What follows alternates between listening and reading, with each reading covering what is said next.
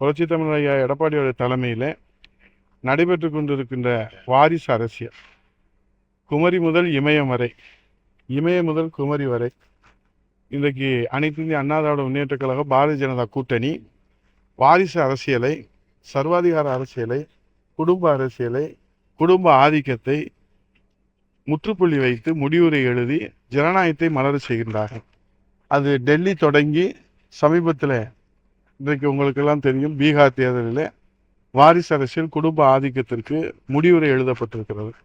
அந்த பீகாரில் நடைபெற்ற வெற்றி வரலாறு தமிழகத்தில் மலர்வதற்கும் தயாராக மக்கள் தீர்ப்பளிப்பதற்கு தயாராக இருக்கிறார்கள். புரட்சி தமிழர் ஐயா எடப்பாடி அவர்கள் தலைமையில் அம்மாவின் ஆட்சி, மக்களின் ஆட்சி, ஜனநாயக ஆட்சி, அனைத்து இந்திய அண்ணா திராவிட முன்னேற்றக் கழகம் பாரதிய ஜனதா வெற்றி கூட்டணி அமைக்கும்.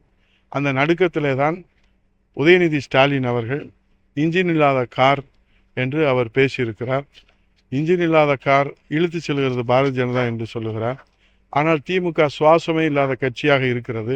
அதற்கு சுவாசம் கொடுப்பதற்காகத்தான் மண்டல மாநாடு என்கிற பெயரில் விளம்பரத்தை நடத்தி கொண்டிருக்கிறார்கள். ஆகவே ஆட்சி முடிய இன்றைக்கு 3 மாதங்கள் தான் இருக்கிறது. இப்போது அவர்கள் புதிதாக மகளிருக்கு உரிமை தொகை என்று அறிவிக்கின்றார்கள். ஏற்கனவே அறிவித்த காலை உணவு திட்டத்தில் 40% மாணவர்கள் பங்கு பெறவில்லை என்கிற அதிர்ச்சி தகவல் இருக்கிறது. இந்த உரிமை தொகையும் பெரிய அளவில் வரவேற்பு பெறவில்லை என்ற உளவுத்துறை தகவலா என்னவோ தெரியவில்லை. ஆகவே நாங்கள் உயர்த்தி கொடுப்போம் என்று முதலமைச்சர் அறிவிக்கின்றார்கள். இன்னும் 3 மாதத்தில் அவர்கள் உயர்த்தி கொடுத்தால் என்ன, கொடுக்காவிட்டால் என்ன? அவர்கள் வீட்டுக்கு போவதும் புரட்சி தமிழர் ஐயா எடப்பாடியார் கோட்டைக்கு செல்வதும் உறுதியாகி இருக்கிறது. ஆகவே இந்த மக்கள் இந்த குடும்ப ஆதிக்கத்தினுடைய ஆட்சியினுடைய அவலங்களிலே வெறுத்து போயிருக்கிறார்கள். 525 வாக்குறுதிகளை கொடுத்தார்கள். எப்போதெல்லாம் தேர்தல் வருகிறதோ அப்போதுதான் மாண்புமிகு முதலமைச்சர் ஸ்டாலின் அவர்களுக்கு தேர்தல் வாக்குறுதி ஞாபகத்துக்கு வரும். கடந்த 2021 சட்டமன்ற தேர்தலில் அறிவித்த 525 வாக்குறுதிகள், குறிப்பாக மகளிர் உரிமை தொகை, நாடாளுமன்ற தேர்தல் வருகிற போதுதான் 2024 தான் அதை தொடங்கி வைத்தார்கள். அதற்கு பிறகு அவர்கள் இப்போது சட்டமன்ற தேர்தல் வந்தவுடன் கூடுதலாக பயனாளிகளுக்கு வழங்குகிறோம் என்று 3 மாதம் இருக்கிற போது அவர்கள் முக்கி அறிவிக்கின்றார்கள். ஆனால் அவர்களுக்கு முக்காடு தான் போட போகிறார்கள் தமிழ்நாட்டு மக்கள் என்பதுதான் இந்த கள நிலவரமாக இருக்கிறது. ஆகவே ஜனநாயகம் மலர வேண்டும்.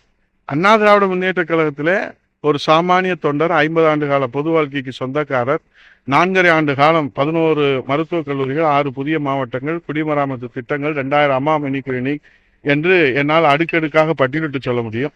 அப்படிப்பட்ட 4.5 ஆண்டுகள் பொற்கால ஆட்சியை, புனித ஆட்சியை அம்மாவின் திருநாமத்திலே, புரட்சித்தலைவர் திருநாமத்திலே மக்களுக்கான ஆட்சியை கொடுத்தார்கள் நம்முடைய புரட்சி தமிழர் ஐயா எடப்பாடி அவர்கள். அது இதயத்திலே தமிழ்நாட்டு மக்களுடைய இதயத்திலே நிறைந்திருக்கிறது. அதனுடைய பிரதிபலிப்பாக வருகிற 2026 சட்டமன்ற தேர்தலில் புரட்சி தமிழர் ஐயா எடப்பாடியார் முதலமைச்சராக வர வேண்டும்.